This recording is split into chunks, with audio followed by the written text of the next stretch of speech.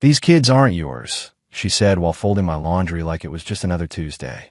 No screaming, no drama. Just 4 words that erased 18 years of bedtime stories and soccer games. I nodded, said, "Okay," and made her chamomile tea.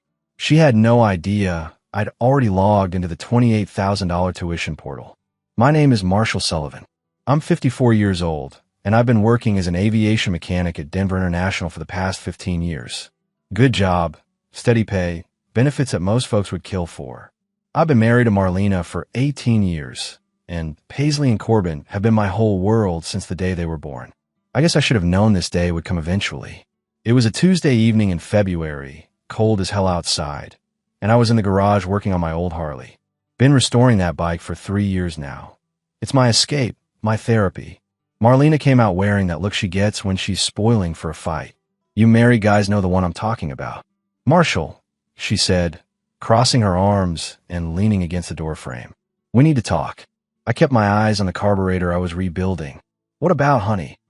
"About you acting like their father when you're not." The wrench slipped in my hand, and I had to grip it tighter. "Come again." Marlena stepped closer, her voice getting that sharp edge it gets when she's really wound up. "Paisley came home crying today because you told her she couldn't go to that party at Jessica's house. You don't get to make those decisions. Marshall, these kids aren't yours." There it was. For words that cut through 15 years of bedtime stories, soccer practices, school plays, and midnight trips to the emergency room. For words that made every scraped knee I'd bandaged, every homework assignment I'd helped with, every parent-teacher conference I'd attended feel like a lie. I set the wrench down carefully and looked at her. Really looked at her. The woman I'd loved, the woman I'd built a life with, the woman who just told me that everything I thought I knew about my place in this family was wrong. "Okay," I said quietly. "I hear you loud and clear."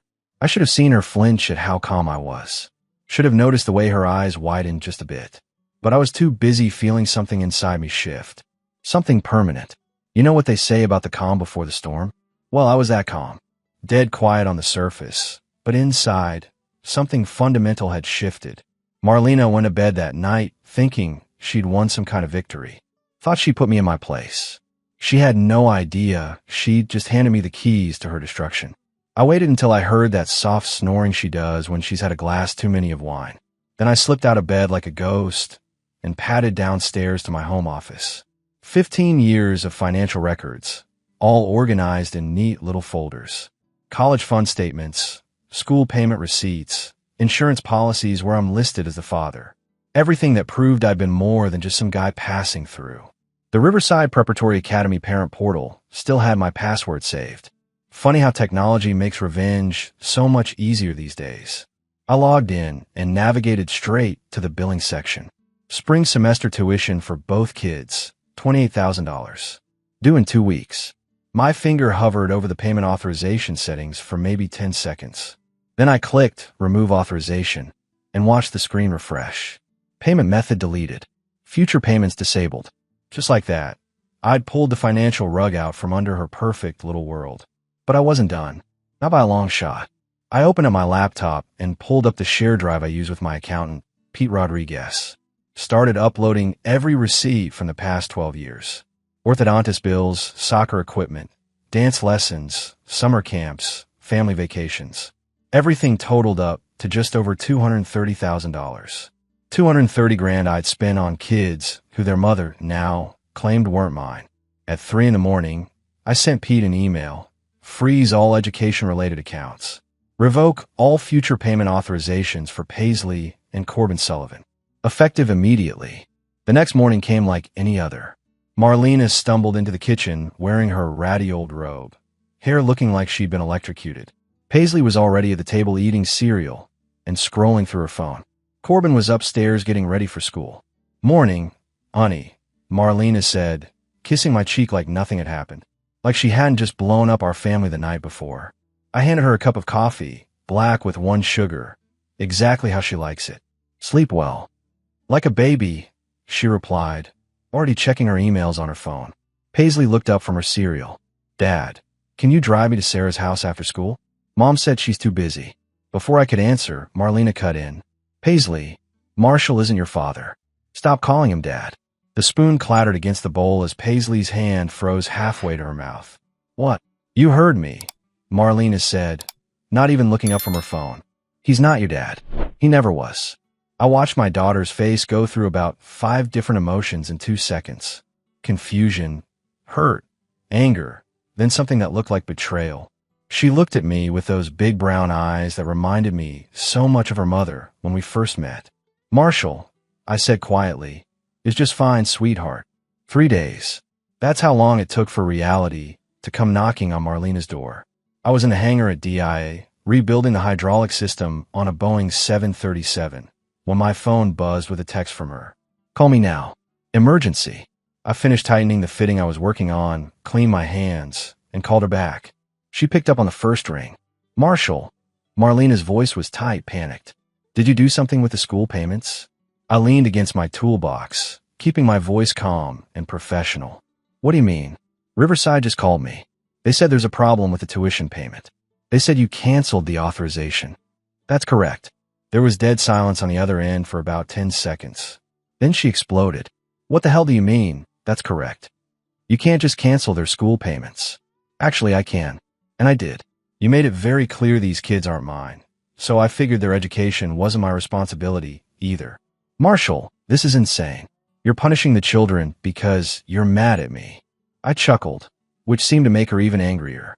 I'm not punishing anyone, Marlena. I'm just stepping back from responsibilities that apparently aren't mine to handle. You said they're not my kids. I believe you. We need to talk about this when you get home. Nothing to talk about. You made your position clear. I'm respecting it. I hung up and went back to work. But I couldn't help smiling when I thought about her scrambling to figure out how to come up with 28 grand in 2 weeks. That evening, she was waiting for me in the living room like a coiled snake. Paisley and Corbin were upstairs, probably wondering why their mother had been pacing around the house all afternoon. We need to fix this, Marlena said the moment I walked through the door. Fix what? The school payment. I called my bank. I don't have $28,000 just sitting around. I sat down in my recliner and picked up the newspaper. Sounds like you have a problem. We have a problem, Marshall. I looked at her over the top of the sports section. No, Marlena. You have a problem. I was told in no uncertain terms that these kids aren't mine. So their problems aren't mine either. Her face went red. You're being petty and vindictive. I'm being logical. You can't have it both ways. Either I'm their father and have a say in their lives, or I'm not and I don't. You chose option 2. The next morning, I did something I should have done years ago. I called my old buddy Desmond Walsh. Des and I went way back, served together in the Marines before I got into aviation, and he went to law school. He's been handling legal stuff for my business for the past 10 years, and he's the kind of lawyer who doesn't pull punches. Marshall, Desmond said when I walked into his office downtown. You look like hell. What's going on? I laid out the whole situation for him. Marlena's little speech about the kids not being mine, my response with the tuition payments, the financial records showing 18 years of expenses. Des listened without interrupting, occasionally making notes on his legal pad. When I finished, he leaned back in his chair and whistled low. 230,000, huh? Give or take a few grand. Marshall, you know I have to ask this, but are you absolutely certain you're not the biological father? Never had any reason to think I wasn't until 3 days ago. But the way she said it, I shrugged. She seemed pretty damn sure. Desmond pulled out a file folder and started writing. Here's what we're going to do. First, we're getting DNA tests done. Quietly. I know a lab that can process them fast and keep it confidential. And second, we start documenting everything. Every expense, every time you've acted as their father, every legal document that lists you as their parent. If this goes where I think it's going, you're going to want to be prepared. You think she'll try to divorce me? I think she's going to realize real quick that she just killed the golden goose. When that 28 grand comes due and she can't pay it, when the kids start asking questions, when reality sets in, yeah, I think things are going to get ugly fast. Des was right.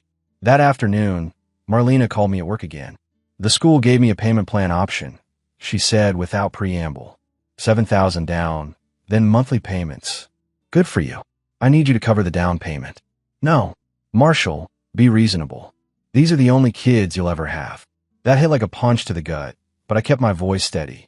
According to you, they're not my kids at all. I was angry. I didn't mean it. Funny how you didn't mean it when you need my money, but you sure meant it when you wanted to put me in my place. She hung up on me. I went back to rebuilding the hydraulic pump and tried not to think about how quiet the house was going to be without Paisley's laugh and Corbin's endless questions about how airplanes work. The school deadline came and went like a freight train.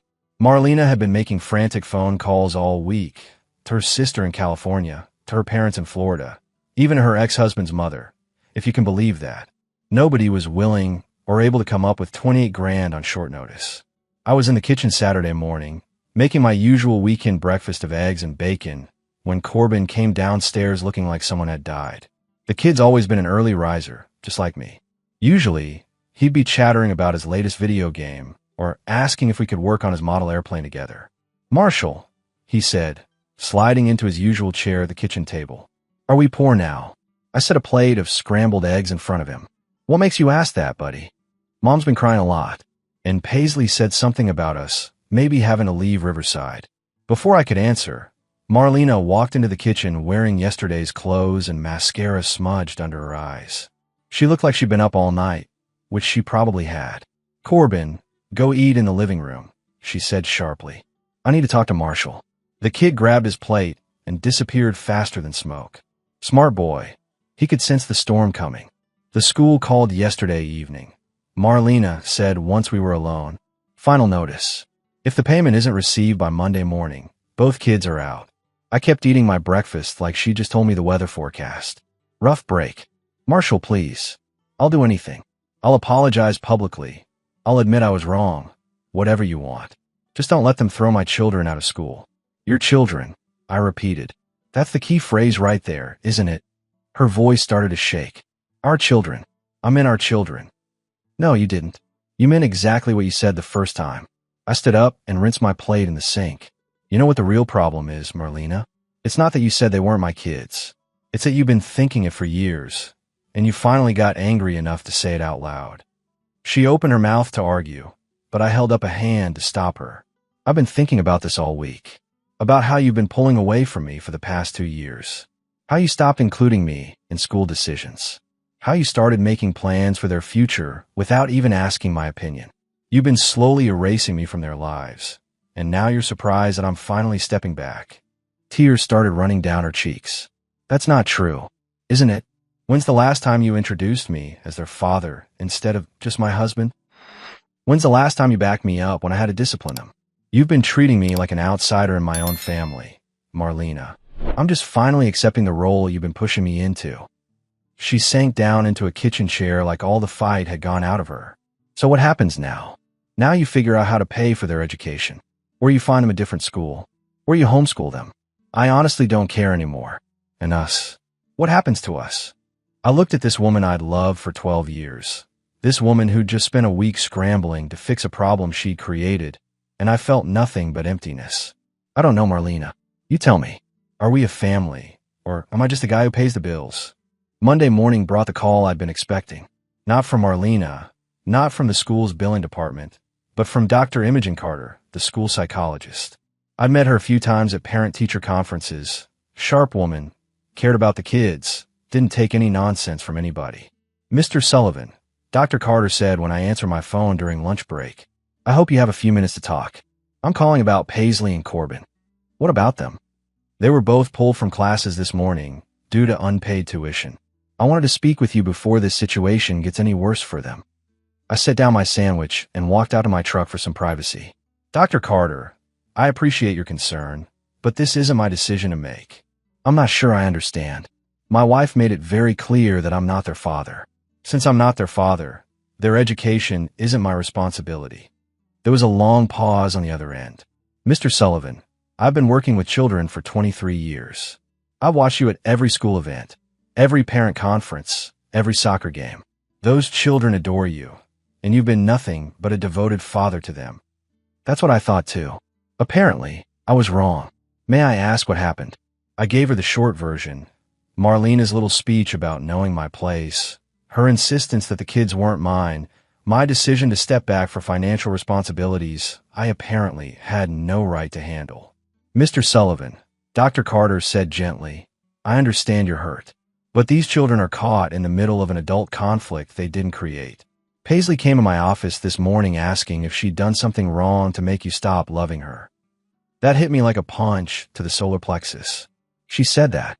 Children blame themselves when their world falls apart. It's what they do. Corbin's been telling his friends that his dad doesn't want him anymore. I closed my eyes and leaned against my truck. Dr. Carter, I need you to understand something.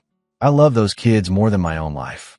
But their mother has made it clear that my love doesn't matter because I'm not their real father.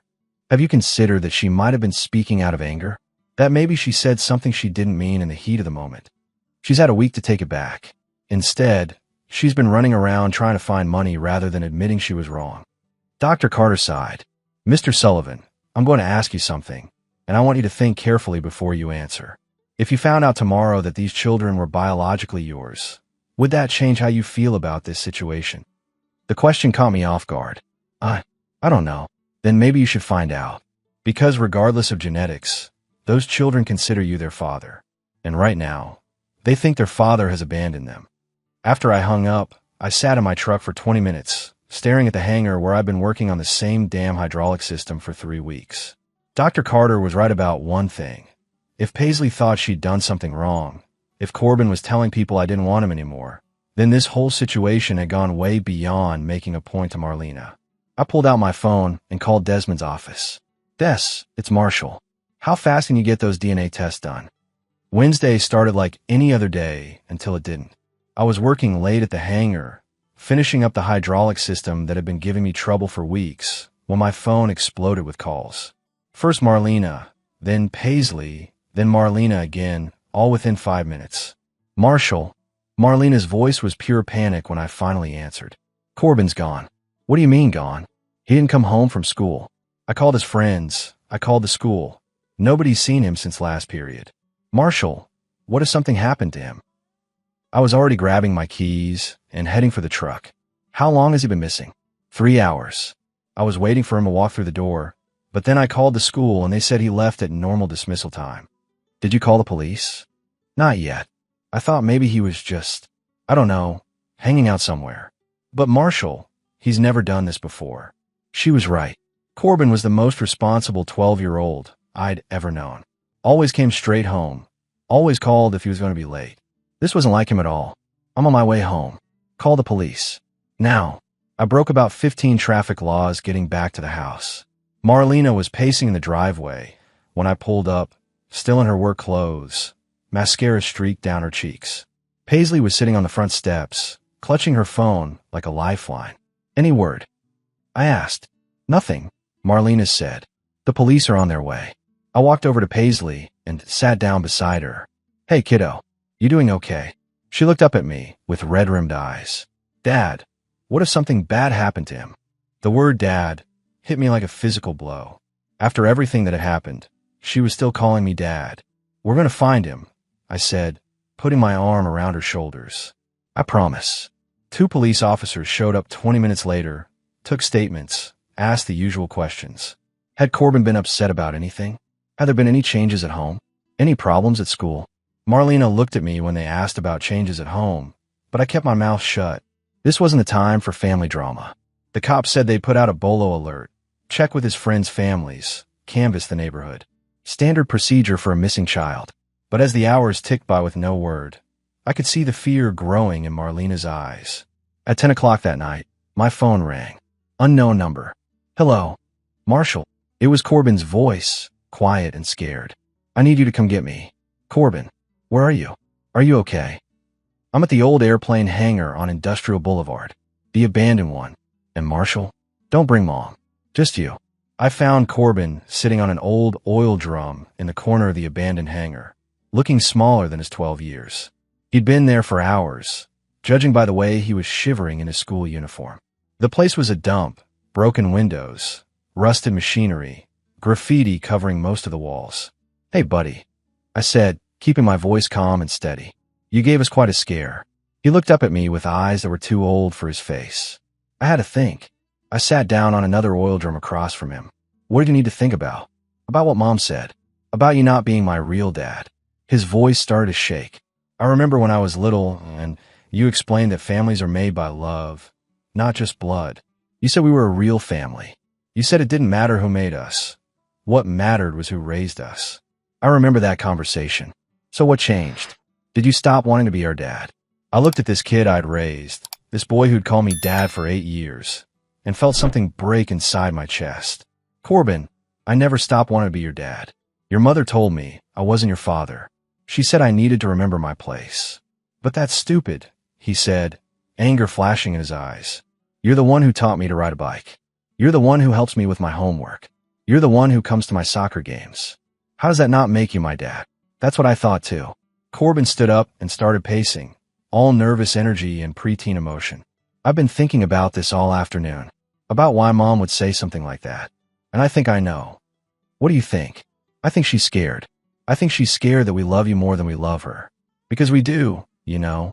We love her because she's our mom, but we love you because you choose to love us back. That kid was too smart for his own good. And I think she said it to hurt you, because she was feeling bad about herself. Like when kids at school say mean things because they're jealous or whatever. I stood up and walked over to him. Come here, son. He threw his arms around me and started crying big, gulping sobs that seemed to come from somewhere deep inside him. I was so scared you were going to leave us, he said into my shirt. I was scared you were going to decide we weren't worth the trouble anymore. Corbin, listen to me. No matter what happens between your mother and me, no matter what anyone says, you and Paisley are worth everything to me. You understand? Everything. We stayed like that for a long time, standing in that old hangar while he cried out all the fear and confusion of the past week. When he finally calmed down, I called Marlena to let her know he was safe. Bring him home, she said, and for the first time in days, her voice sounded small and uncertain. We need to talk when I get there, I said. All of us. No more games, no more anger. Just truth. Okay, she whispered. Just bring my boy home. Our boy, I thought. But I didn't correct her. Not yet. Friday morning brought the call I'd been both dreading and anticipating. Desmond's voice was carefully neutral when he delivered the news. Marshall, the results are in. You need to come to my office. Just tell me, Des. Are they mine or not? This isn't a phone conversation. Trust me on this one. An hour later, I was sitting across from my oldest friend, holding an envelope that contained the answer to a question I'd never thought I'd have to ask. Desmond watched me with the expression he usually reserved for delivering bad news to clients. Before you open that, he said, I want you to think about what you're going to do with the information, regardless of what it says. I tore open the envelope and pulled out the lab report. The scientific language was dense, but the conclusion was clear as crystal. Probability of paternity, 99.7%. Both children, Paisley and Corbin, were biologically mine. Son of gun, I whispered. Yeah, your wife lied to you, Marshall. The question is why. I leaned back in the chair and tried to process what this meant. 14 years of marriage, 12 years of raising these kids, and Marlena had looked me in the eye and told me they weren't mine. Why would she do that? There's something else, Desmond said, sliding another folder across the desk. I did some digging after we talked. Your wife's been having some financial problems you might not know about. I opened the folder and found credit card statements, loan applications, and bank records. Marlena had racked up nearly $40,000 in debt over the past 2 years. Credit cards, personal loans, even a second mortgage on the house that I'd never signed. How did you get these? She listed you as a co-applicant on some of these loans. Technically fraud, by the way, since she forged your signature. But it gave me legal grounds to request the records. The picture was becoming clearer. Marlena was drowning in debt, probably panicking about money. And when I disciplined Paisley about that party, she'd lashed out in anger and fear. She'd said the one thing she knew would hurt me the most. What's your recommendation, counselor? Honestly, you've got grounds for fraud charges, divorce with cause, and probably a decent shot at full custody, given what she's put the kids through. But Marshall, that's the nuclear option. Once you pull that trigger, there's no going back. That evening, I sat the family down in our living room. Marlena looked like she hadn't slept in days. Paisley and Corbin sat close together on the couch, holding hands like they were bracing for impact. I got the DNA results today, I said without preamble. Marlena's face went white. The kids looked confused. What DNA results? Paisley asked. The ones that prove you're both my biological children. 100%, No doubt about it. Corbin's face lit up like Christmas morning. Really? You really are Dad? I was always your dad, buddy. But now we have scientific proof. I turned to look at Marlena, who was staring at her hands like they held the secrets of the universe. The question is, why did you lie to me? The conversation that followed was one of the hardest I've ever had. Marlena broke down completely, sobbing as she confessed to the debt, the forged signatures, the mounting panic that had been eating at her for months. She'd lashed out at me because she was terrified I'd leave when I found out about the money. I thought if I pushed you away first, it would hurt less when you left anyway, she said through her tears. So you decided to tell me the kids weren't mine? I wanted to hurt you the way I was hurting. I wanted you to feel as scared and alone as I felt. Paisley was crying now too. Mom, how could you say that to him? I don't know, baby. I was stupid and scared, and I said the worst thing I could think of. The kids went to bed that night confused but relieved. Their parents were talking instead of fighting, and they'd been reassured that their family wasn't falling apart. But Marlena and I stayed up until dawn, working through 12 years of marriage that had nearly imploded in one angry moment. What happens now? She asked as the sun came up over Denver. Now we fix this. The debt, the lies, the damage. But Marlena, if you ever lie to me about something this important again, if you ever use my children as weapons against me again, I'm done. You understand? Done. She nodded, still crying. I understand. 6 months later, we'd worked out a payment plan for Marlena's debt. She was seeing a therapist to deal with her anxiety and financial fears. The kids were back at Riverside, thriving in their classes and apparently none the worse for wear from their brief exile. I never forgot what Marlena had said to me that night in the garage, how easily she'd been willing to destroy everything we'd built together. But I also learned something about myself, that being a father isn't about biology or money or who has their name on the bank account. It's about showing up every day and choosing to love someone more than you love yourself. Corbin's still asking me to help him with his model airplanes. Paisley still calls me Dad, and every time they do, I remember that some things are worth fighting for, even when the fight nearly kills you. These days, when people ask me about family, I tell them the truth. Blood doesn't make you a father, but being a father sure as hell makes you family.